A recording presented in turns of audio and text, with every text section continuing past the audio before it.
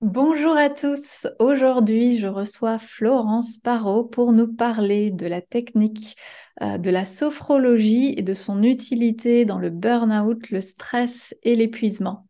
Bonjour Florence, Bonjour Nadia. comment vas-tu? Très bien, très bien. Je suis ravie d'être là. Oui, bah avec plaisir, plaisir partagé. Alors aujourd'hui, on va discuter avec toi de la sophrologie. Pourquoi je t'ai demandé de venir en parler ici sur cette chaîne? Tout simplement parce que moi j'en entends énormément parler, pardon, pour les personnes en burn-out ou qui sont stressées. Et je ne connais pas beaucoup la sophrologie et je pense qu'il y en a beaucoup qui pourraient aussi la découvrir avec moi. Donc, ce que je vais te demander dans un premier temps, bah, déjà, c'est de te présenter, nous dire un petit peu qui tu es et ce que tu fais. Voilà. Très bien. Alors, moi, je suis sophrologue et coach, mais je dis souvent avant tout sophrologue. Pourquoi? Parce que justement, c'est le burn-out il y a 30 ans qui m'a amenée à la sophrologie. Donc, j'ai fait un burn-out il y a 30 ans, j'avais 23 ans, j'ai tendance à faire les choses rapidement. Et et effectivement, c'est mon médecin généraliste à l'époque qui m'a conseillé d'aller voir un sophrologue, ce que j'ai fait et ça a été une découverte extraordinaire. Donc, du coup, eh bien, des années après, hein, après avoir travaillé en entreprise, dans la gestion d'entreprise internationale, je me suis dit, mais en fait, j'ai envie de faire autre chose, de donner du sens à ma vie, d'aller plus loin, de faire quelque chose qui me, vraiment, qui fasse chanter mon cœur. C'est ça qui, qui venait. Et c'est là que j'ai repensé à la sophrologie et à tout ce que ça m'avait apporté. Alors, non seulement au moment du burn-out, mais même après. Notamment quand j'étais enceinte de mes deux enfants, enfin voilà, plein d'occasions, des moments de vie un petit peu difficiles des fois à passer, des choses comme ça. C'est vraiment la sophrologie qui était là pour moi. Et donc, il y a 17-18 ans que je suis sophrologue, quelque chose comme ça. J'ai travaillé tout d'abord à Paris. Et je suis partie assez rapidement en Angleterre. J'ai monté une école de sophrologie là-bas. Et puis à l'heure actuelle, eh bien, je travaille depuis mon lieu racine, j'allais dire, c'est-à-dire en Creuse, devient ma famille. En fait, en sophro, au départ, je voyais toutes sortes de personnes, beaucoup de gestion du stress, du sommeil, de l'anxiété, de préparation à des événements. Et puis, petit à petit, tout à fait naturellement, sans que je cherche à le faire, en fait, je me suis mise à voir des personnes en burn-out, beaucoup, de plus en plus, ou des personnes qui étaient à deux doigts du burn-out. Et en fait, c'est devenu ma spécialité de façon tout à fait naturelle. Je dis des fois malgré moi, mais c'est pas, c'est pas tout à fait ça. Ça s'est fait sans que je le cherche, en tout cas. Et donc, par contre, ce que j'ai cherché ensuite à faire, c'est vraiment eh bien, en savoir encore plus, mieux connaître ce sujet et l'approfondir. Et j'ai aussi très rapidement travaillé avec beaucoup d'autres types de thérapeutes au sens très large du terme parce que justement, c'est un accompagnement qui a besoin d'être assez varié, mais on va certainement en reparler. Et pour moi, la sophrologie apporte quelque chose de vraiment d'unique et d'indispensable. Et donc, voilà, ça fait maintenant très longtemps que je travaille avec des personnes qui sont en burn-out, ou tout près du burn-out, ou qui veulent surtout pas y aller et qui prennent cette conscience assez tôt. Et ça, j'en vois de plus en plus. Et ça, c'est magique. Parce qu'avant, je voyais beaucoup plus de personnes en burn-out et aujourd'hui, j'en vois en proportion beaucoup plus avant. Et ça, c'est génial parce que c'est quand même beaucoup plus facile de prévenir qu'ensuite de reconstruire. Je travaille donc en Creuse où je suis basée, mais aussi à l'international, hein, puisque je parle, en fait, je parle quatre langues, mais je travaille principalement en français et en anglais, donc du coup avec un peu toute la planète. Voilà, Ok. ça c'est moi, quelques mots. Et j'ai écrit plusieurs livres de sophrologie en français et en anglais, dont un a été traduit en 5 langues. Et le prochain livre sera sur le burn-out, mais pour l'instant, voilà, c'est encore du top secret, on n'en dit pas plus. Ok, d'accord. Bon, super.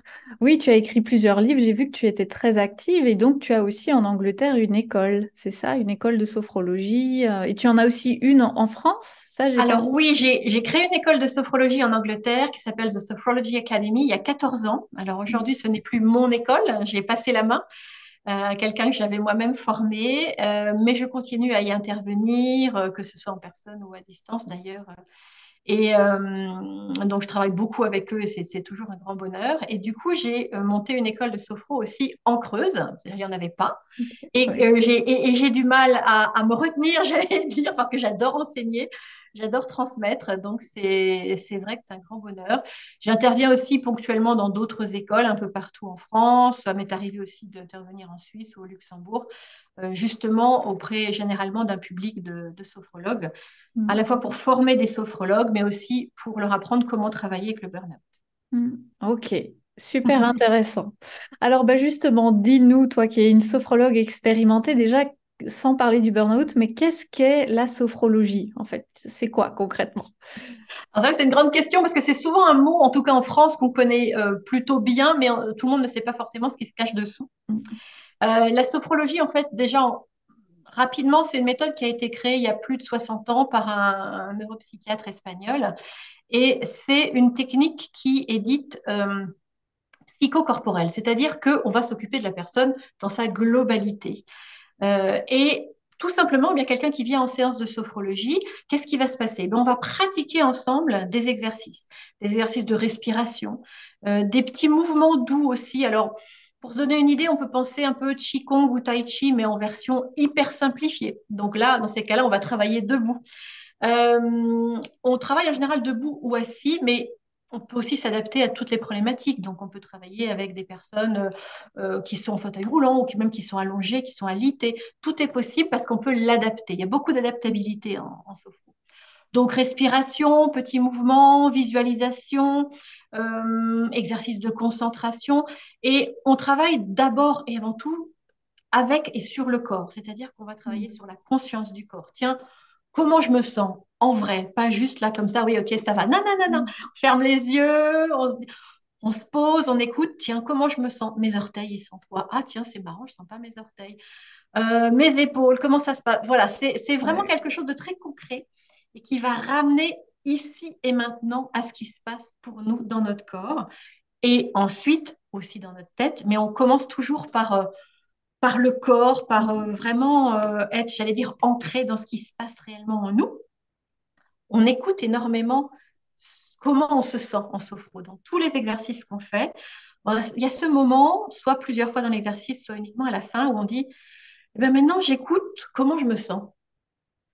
Et ça peut être n'importe quoi, ça peut être ah ben j'ai l'orteil droit qui me chatouille, c'est ok, hein. Mais ça peut être aussi des choses beaucoup plus profondes entre guillemets. Mais on commence toujours par le plus simple parce qu'il y a énormément à faire déjà à revenir à l'ici et maintenant, au corps, à comprendre ce qu'on ressent, ce qui va bien, ce qui va moins bien, pour pouvoir ensuite décider de ce qu'on fait avec ça. Mm. Et avec ça, quoi que ce soit, eh bien, effectivement, après, on peut aller chercher des techniques de respiration, d'imagination. J'aime bien le mot imagination plutôt que visualisation, parce que tout le monde n'est pas visuel, mais on utilise les cinq sens. Des techniques vraiment plus corporelles, selon les besoins de la personne. On va pouvoir avancer de séance en séance en apprenant finalement à la personne différents types d'exercices qu'elle peut répéter à la maison, certains exercices qui ne sont pas à répéter, qui vont peut-être aller travailler plus profondément. Mais l'idée, c'est ça, c'est ce mélange de différentes techniques. Le créateur de la sophro s'est inspiré du yoga, de la méditation, Mm. voilà, d'énormément de techniques du zazen pour arriver à quelque chose de simple, mais qui ait du sens hein, au niveau et du corps et du mental. Hmm, super intéressant. Mais dis-moi justement, tu parlais des racines de la sophrologie par rapport, c'est vrai qu'on retrouve les techniques de respiration avec le yoga, la méditation, prendre conscience de son corps, revenir dans l'instant présent, sortir de sa tête un petit peu quand Voilà. on y est trop, quand on est stressé. Mais moi, j'avais aussi entendu, je ne sais pas si c'est vrai que le créateur s'est inspiré aussi des neurosciences, de ce qu'on connaissait À l'époque, oui, à l'époque, sur les capacités du cerveau, notamment avec la visualisation, hein, entre ce qu'on imagine et ce qu'on voit, bah, c'est exactement pareil pour le cerveau. Pour lui, les deux sont réels. Donc, on pouvait utiliser ces capacités-là. Donc, tu confirmes que oui, la sophrologie aussi, il y a une base en neurosciences, pas que. Du coup, il y a tout à aussi, je vois, fait. des médecines douces. C'est Tout une à fait. combinaison finalement. C'est très complet, c'est très intéressant quand on pense qu'il a inventé ça en 1960. C'est assez extraordinaire. En plus, en Espagne, il y a eu un moment où historiquement, en Espagne, je veux dire, voilà, l'ouverture n'était pas nécessairement le plus haut programme, surtout en psychiatrie. Mais c'est vrai qu'il est allé voir tout ce qui pouvait exister à l'époque. Il s'est même intéressé à la philosophie, hein, avec la phénoménologie. Wow. Voilà, c'est-à-dire le côté, et ce qui rejoint énormément ce côté dans le zazen de non-jugement, d'être dans ce qui est là, maintenant. Donc, il a vraiment su faire des liens, des ponts entre des techniques très différentes. Et il a regardé aussi ce qui existait en relaxation à l'époque, hein. C'est pour ça qu'on me dit souvent la sophro, c'est une méthode de relaxation. Non, la relaxation, c'est une toute petite partie de ce qu'on fait. C'est une petite palette d'outils qu'on a, mais par exemple, on va travailler aussi avec des grands sportifs, hein. En sport, chez les pros, il y a énormément de sophrologues qui vont aller travailler en préparation mentale, on va dire, pour le sportif.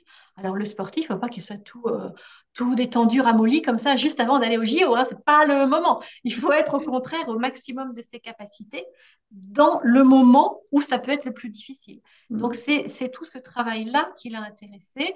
Il est même allé regarder du côté de l'hypnose qui existait à l'époque, donc l'hypnose plus clinique, etc. Donc, il a vraiment observé, regardé, étudié pendant des années différentes techniques pour arriver à faire quelque chose qui soit le plus simple possible, le plus accessible possible par tous.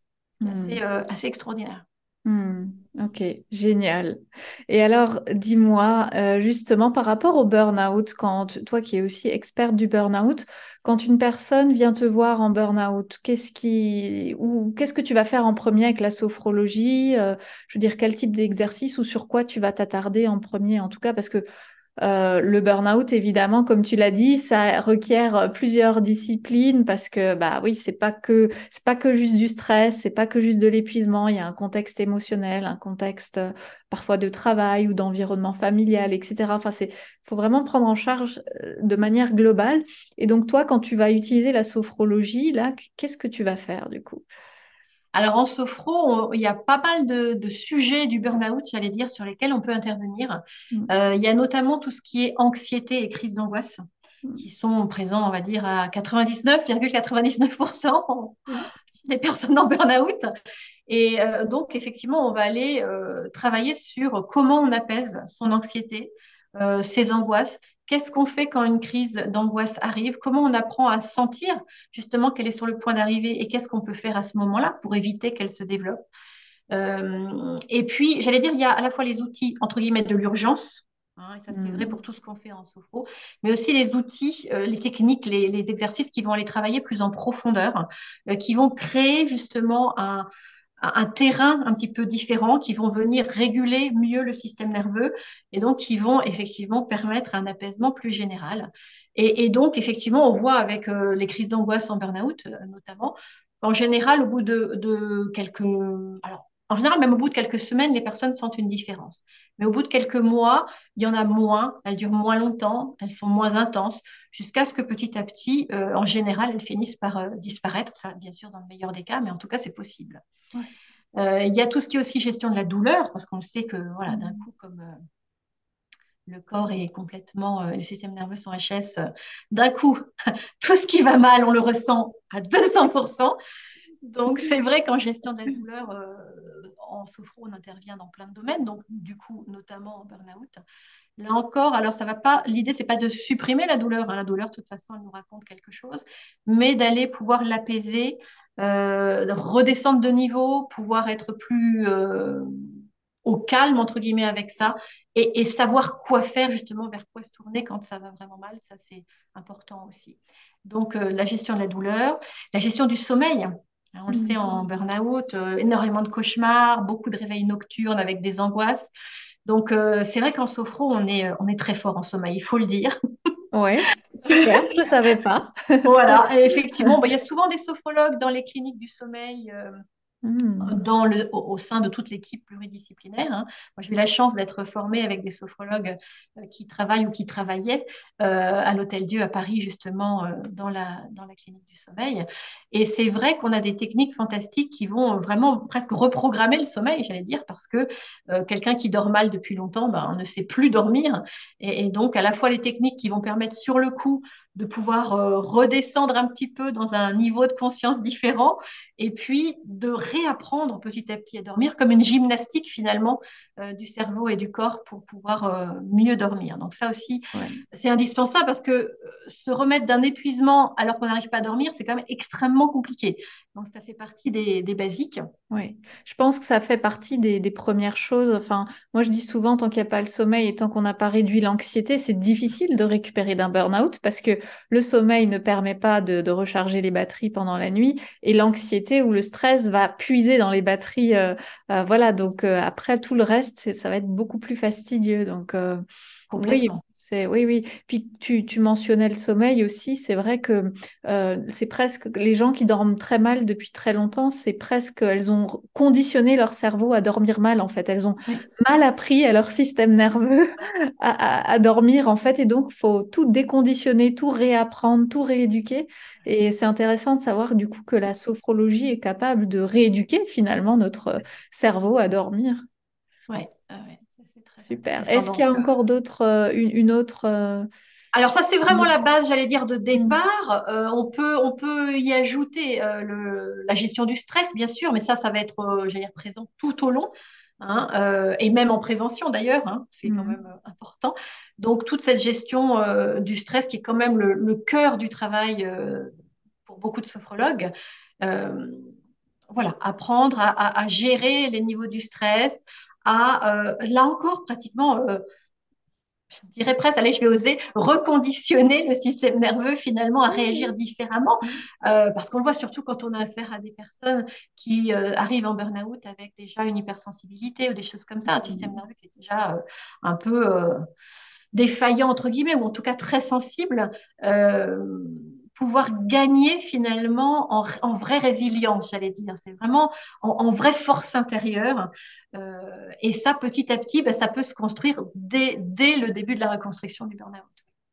Ok. Et moi, il y a un sujet qui me vient en tête en plus. Il me semblait que la sophrologie aussi sur les émotions, je veux dire, au-delà du stress, de la peur, je veux dire, parce que parfois le burn-out, on fait le deuil de la situation d'avant, de son travail, on peut ressentir beaucoup de tristesse ou beaucoup de colère envers voilà, ses collègues, son employeur, la situation de manière générale, soi-même. Enfin, parfois, il y a beaucoup d'autres émotions qui viennent nous malmener en tempête, en yo-yo émotionnel. Et ça aussi, il me semble Oui, que la sophrologie, tout à est-ce fait. que tu peux nous dire deux mots là-dessus? Tout à fait. C'est vrai que la régulation des émotions, je dirais, alors pour moi, je dirais, ça se fait presque automatiquement en travaillant en sophro. C'est-à-dire qu'en sophro, on n'a pas un exercice pour une Hmm. problématique. Il y en a Hmm. quelques-uns, mais c'est pas, ça marche pas tout à fait comme ça. Il y a un vrai travail de fond, en fait, qui s'installe. Et c'est vrai que même si on va apporter des techniques spécifiques sur, par exemple, la gestion de la douleur ou la crise d'angoisse, ou la gestion des émotions, en fait, tout le travail de fond qu'on va faire petit à petit, comme un entraînement, hein, finalement, dans le temps, ça va apporter un rééquilibrage général. Et Hmm. du coup, dans les émotions, c'est particulièrement vrai. C'est-à-dire que oui, on peut aller travailler certaines techniques d'urgence, j'allais dire, si vraiment la personne me dit ah mais là, moi j'arrive, d'un coup, j'explose de colère ou d'un coup, je fonds en larmes. On peut bien sûr aller trouver des techniques qui vont apaiser la personne dans les moments les plus difficiles. Mais je dirais que le vrai travail le plus profond, le plus intéressant, c'est celui qui va se faire petit à petit au fur et à mesure avec un ensemble de techniques. Et c'est pas une technique par rapport à un sujet, c'est plutôt des techniques qui vont convenir à cette personne-là, puisqu'on a Hmm. quand même un choix assez large. Et pouvoir petit à petit rééquilibrer, là encore, les émotions qui sont effectivement dans tous les sens au moment du burn-out. Donc, beaucoup Oui, d'apaisement, en fait. ouais. C'est comme tu le disais alors, vraiment un travail de fond. C'est pas du tout une pilule magique Non, très rapidement en une séance. J'imagine qu'il faut pas mal de séances aussi, du coup, pour rééduquer le système nerveux. il faut Environ pas mal, combien, oui. par exemple, quand tu... Alors, Déjà dire une chose, c'est que même sur une ou deux séances, on peut sentir des différences. C'est-à-dire que la personne, elle va repartir avec certains outils, certains exercices qu'elle peut utiliser tout de suite. Donc, elle se sent aussi un peu plus en, en contrôle. C'est pas un mot que Oui. j'aime, mais en tout cas, à pouvoir Elle a réagir un face aux outil situations. à sa Voilà, quelque chose disposition que au cas où ça va pas. C'est rassurant, souvent. c'est rassurant Oui. déjà. Dans ce cas-là, c'est important parce qu'il y a beaucoup d'inquiétudes. Mm. Et après, selon les personnes, ça peut aller plus ou moins vite. C'est-à-dire, pour certains, ils sentent des résultats très rapidement. Mm. Pour d'autres, ça met plus longtemps. Maintenant, dans le burn-out, c'est quand même très spécifique, c'est-à-dire qu'on le sait, le burn-out, dans le meilleur des cas, la reconstruction, elle va prendre de longs mois. On ne peut pas l'accélérer. Ça, c'est super important. Et donc, j'allais dire, ce qu'on peut amener, c'est vraiment, que ce soit toi, moi, ou tous les autres spécialistes du burn-out, c'est dire, on va vous aider à vous remettre le mieux possible. Et à ce que ça ne traîne pas sur des années, ce qui Mm. là n'est pas normal, entre guillemets. Mais c'est long de toute façon. Du coup, pour le burn-out, la sophro, elle va s'installer aussi dans le temps et elle va accompagner la personne pendant des mois. Mais on va voir des améliorations au fur et à mesure des mois. Il va y avoir moins de crises d'angoisse, il va y avoir un meilleur sommeil, il va y avoir un peu plus d'apaisement, un peu moins de yo-yo dans les émotions, voilà, des niveaux de stress moins forts, moins de crises de larmes, etc., etc. Donc, je dirais qu'il y a effectivement besoin de plusieurs mois, mais c'est pas comme s'il fallait attendre 6 mois pour voir un résultat. Voilà, les améliorations sont sensibles au fur et à mesure. Par contre, quelque chose que j'ai remarqué en burn-out que je trouve très intéressant, c'est que si ce travail s'inscrit bien dans la durée, si la personne effectivement est bien accompagnée aussi par ailleurs à d'autres niveaux, eh bien, au bout de à peu près 6 mois, donc entre le moment où le burn-out s'enclenche, où il y a effondrement, et 6 mois après, il y a un vrai changement. D'un seul coup, la personne est en capacité d'envisager l'avenir. Parce qu'en sophro, on Mm. va travailler beaucoup dans l'ici et le maintenant, mais on va aussi travailler à préparer l'avenir. Et tous ces exercices qu'on a, nous, toutes ces techniques qu'on a sur le futur, ne marchent pas dans les 6 premiers mois. C'est clair, net, Ok. précis. Ça ne marche pas. Et en général, les personnes me disent, grand blanc, rien, il n'y a rien qui vient. Et par contre, à peu près au bout de 6 mois, surtout si la personne a été bien accompagnée, si elle a pris soin d'elle, eh bien, cette capacité revient. Et ça, c'est extraordinaire. Et ce que j'ai pu constater aussi, c'est souvent l'énergie physique qui commence un petit peu à revenir. Là encore, si le nécessaire a été fait au niveau du corps, comme si quelque part le système se remettait un petit peu en route au Mm. bout de 6 mois et que toutes les fonctions, qu'elles soient au niveau du système nerveux, qu'elles soient au niveau cognitif, se mettent à refonctionner à Fonctionner. peu Ouais. près à ce moment-là. Et donc là, on peut enchaîner avec d'autres types de techniques et aller préparer l'avenir. Mais c'est très intéressant. Donc c'est vrai que c'est forcément un travail qui dure plusieurs mois, ça c'est sûr. Oui, oui, ce que tu soulignes aussi dans ce que tu nous expliques, ce qui est intéressant, c'est qu'on voit aussi qu'il y a différentes phases de récupération dans le burn-out, évidemment. Et puis aussi, comme tu disais au tout début de cette interview, maintenant, il y a de plus en plus chez moi aussi de personnes qui viennent avant leur burn-out. Il y a tellement de prévention, on en parle tellement que du coup, maintenant, elles viennent avant. Et je ne sais pas quelle est ton expérience, mais moi, je trouve que entre une personne qui a vraiment allé jusqu'au bout, jusqu'au burn-out, qui s'est vraiment effondrée physiquement, psychologiquement, cognitivement aussi, un Tout. cerveau fonctionne Ouais. plus très bien. Quand il y a cet effondrement entre ça et quelqu'un qui s'arrête juste un petit peu avant, même si c'est quelques jours avant, elle saura jamais parce qu'elle s'est arrêtée avant, eh ben, la récupération n'est pas du tout la même. On part pas du tout des mêmes bases. Ça va être beaucoup plus rapide pour quelqu'un qui s'est arrêté un tout petit peu avant. Moi, j'ai l'habitude de dire quand il y a un petit peu de jus dans la machine, encore même si c'est un tout petit peu, c'est pas pareil que quand on est vraiment à zéro. Et je le vois là, tu me parles d'étapes justement que les 6 premiers mois après un burn-out, on va que travailler dans l'ici, le maintenant, peut-être se reconstruire, se régénérer et que plus tard, finalement, on pourra être capable de nouveau envisager l'avenir. Ce qui correspond physiologiquement, ce qui est logique quand le cerveau n'a plus du tout d'énergie, de nutriments, etc. Il va mettre les, les différentes fonctions au minimum vital et donc il va pas du tout, le système nerveux ne va pas du tout vouloir commencer à faire des plans sur la comète, à être motivé pour penser au futur. Il a besoin de se protéger, de se récupérer, de se régénérer dans l'ici maintenant. Donc, c'est très intéressant, oui, ce que tu partages.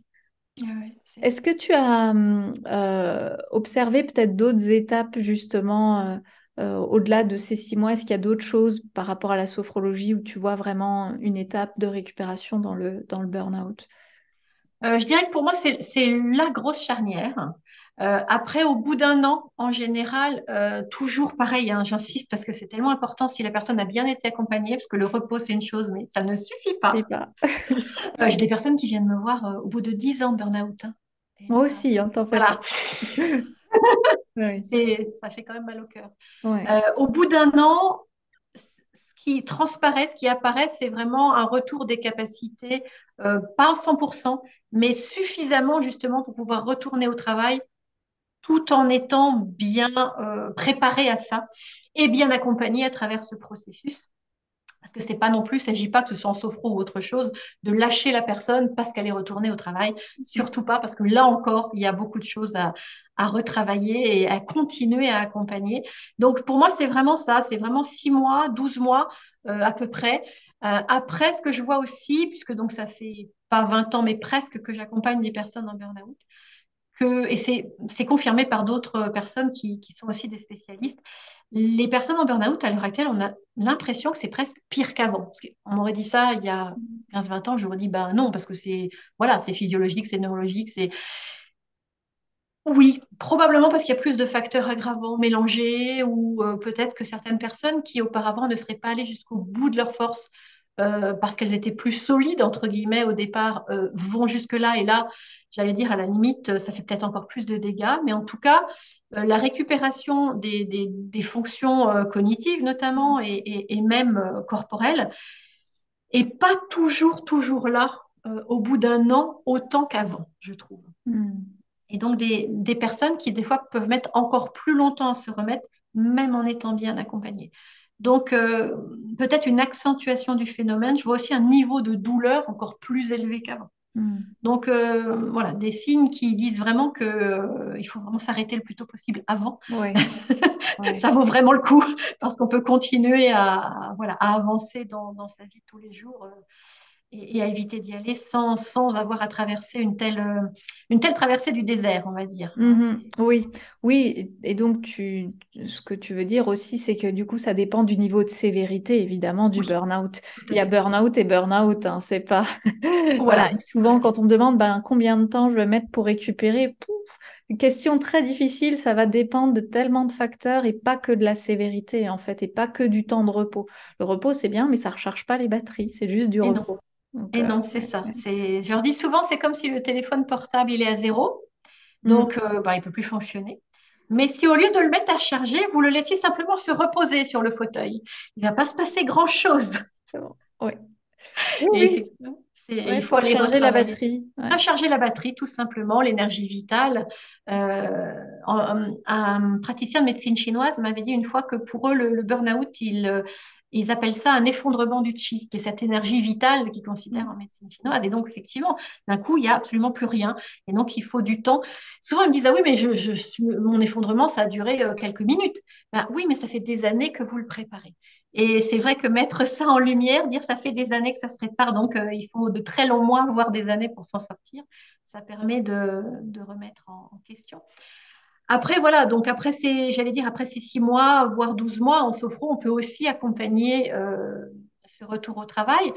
Déjà en ayant amorcé un travail sur le fait de connaître ses limites, Mm. parce qu'en sophro, on va s'écouter, je l'ai dit. Très Donc on va important. s'écouter, on va apprendre à mieux se connaître.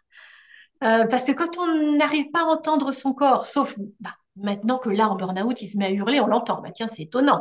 Mais pas entendre des petits signes qui font que, ah ben non, tiens, ça va pas. Là, j'ai besoin de manger. Tiens, là, j'ai besoin de faire une pause. Tiens, là, j'ai vraiment carrément besoin d'aller dormir ou d'aller me promener. Apprendre à réentendre ça, mieux se connaître, connaître ses limites. Où est-ce qu'il faut que je m'arrête pour pas me prendre le mur une deuxième fois et refaire un burn-out après. Et puis, travailler sur ses valeurs. On travaille beaucoup sur les valeurs aussi en sophro. Le sens de la vie, se reconnecter à ses envies profondes. Et c'est vrai qu'on est beaucoup dans la préparation d'un avenir serein. Alors, c'est à la fois imaginer cet avenir, euh, construire par rapport à ce qui vient de là, de l'intérieur, et pas de ce que la société ou l'éducation ou autre Mm. a mis comme injonction, mais aussi aller travailler sur qu'est-ce qui me convient. Est-ce que le fait de me lever tôt le matin pour aller au travail tous les jours, ça va me convenir là tout de suite? Peut-être pas, par exemple. Quelle souplesse il va falloir que je mette en place dans mon travail, en lien avec mon employeur, ou etc. Ou qu'est-ce qui fait que, bah tiens, ça va vraiment m'apporter de l'énergie, moi. Donc ça, il faut que je le mette dans mon emploi du temps. Mm. Pas me dire, ah bah tiens, au bout de 6 mois, tiens, j'en ai pas fait parce que j'ai pas eu le temps, j'ai trop travaillé. Donc réapprendre, et notamment, je parlais de travailler sur les valeurs, mais énormément de personnes en burn-out, une très grande majorité, ont, sans toujours le savoir, comme valeur numéro un, le travail. Donc, oui, C'est pour ça forcément. qu'ils étaient à fond dans le Sinon, travail, ils ne bien seraient sûr. pas là. Oui, oui, oui, oui, bien sûr. Ouais. Et donc, réapprendre à aussi travailler ces autres valeurs. Bah, tiens, qu'est-ce qu'il y a Mm. d'autre d'important dans ma vie? Rééquilibrer, en fait. Et On rééquilibrer. peut avoir une valeur travail, mais Mais il faut qu'elle soit plus équilibrée. ouais, Voilà. c'est ça, qu'elles prennent pas toute la place non plus. Et puis surtout comprendre pourquoi on a cette valeur travail tellement forte. Est-ce qu'il y a un besoin de reconnaissance? Est-ce que c'est... Voilà, il y a aussi parfois des choses qui se cachent Tout derrière. à fait. Mais quand tu parles... Pardon. Oui, justement, je voulais Ouais. juste Ah rebondir oui, sur dis-moi. quand Vas-y. tu dis pourquoi on a ces valeurs. Ça, c'est pas le travail du sophrologue. Ça, c'est le Oui. travail des Du psys coach, non? ou coach. Mais c'est vrai que Oui. c'est plus pour moi ma vision du travail du psy, le pourquoi. Nous, en Mm. sophro, on est vraiment dans le comment. Mm.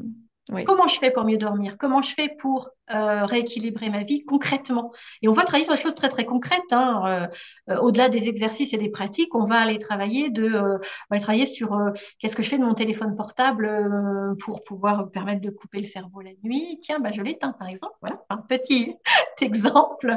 Mais alors qu'en psy, effectivement, le psy va aller creuser sur ben, pourquoi on en est arrivé là Mm. et qu'est-ce qu'il faut aller bouger pour que ça ne soit plus comme ça en profondeur. Donc, c'est là aussi, il y a ce travail d'équipe, hein, Ouais. à aller faire à différents niveaux. Ouais. Oui, mais je savais pas en fait que la sophrologie, ça travaillait aussi sur les valeurs. Pour moi, ça c'était déjà faisant partie du coaching. Je voyais vraiment la sophrologie plus justement tout ce qui était stress, épuisement, anxiété, les émotions. Je savais pas que ça pouvait même inclure les valeurs. Donc, ça montre à quel point c'est une méthode assez globale finalement et très intéressante de ce fait aussi. Ouais. Ok. C'est quelque part une méthode qui va s'intéresser à l'existence de la personne. Hmm. Comment je vis, comment je décide de vivre.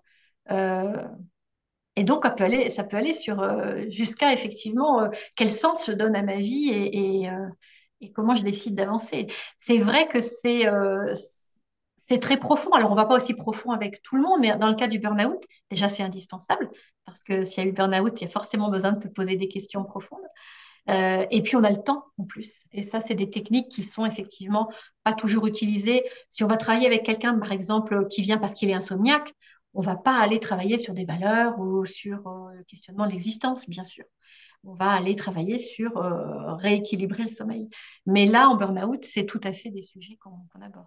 Oui. Ok, super. Et dis-moi, est-ce que si tu avais un seul message à passer aux personnes en burn-out qui nous écoutent actuellement, ce serait lequel?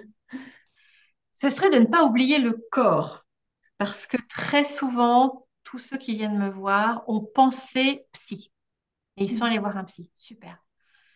Ils ont complètement oublié que leur corps s'est effondré.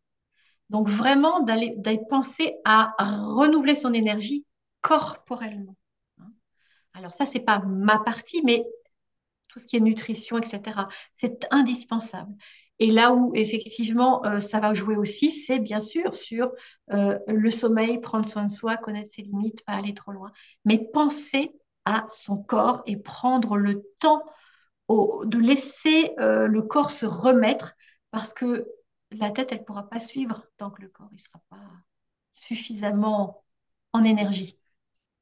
Super, très beau message et merci pour ce rappel. En effet, le corps est très important. Je le dis aussi par rapport au cerveau. Dans beaucoup de domaines, en fait, on croit que c'est la tête le problème, alors que non, il faut aller regarder un peu plus en dessous au niveau du corps. Donc, merci pour ce message, Florence. Merci pour ton temps et cette discussion ensemble. Et un dernier mot pour celles et ceux qui aimeraient rester en contact ou te suivre, où est-ce qu'ils peuvent te trouver? Alors, il y a le site donc de la Bulle de Repos, hein. Mon entreprise s'appelle la Bulle de Repos, donc c'est labullerepos.com. Je suis aussi présente sur Instagram, pareil, la Bulle de Repos. On me retrouve aussi sur LinkedIn.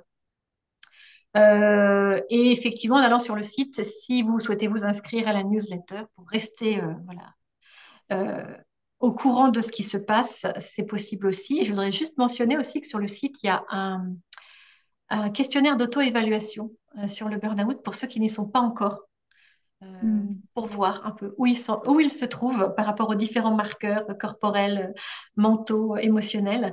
Et ça peut être intéressant aussi. Ok, super. Merci beaucoup, Florence. Merci à vous qui nous avez écoutés. Et puis, je vous dis à très bientôt. Merci Nadia, au revoir. Au revoir.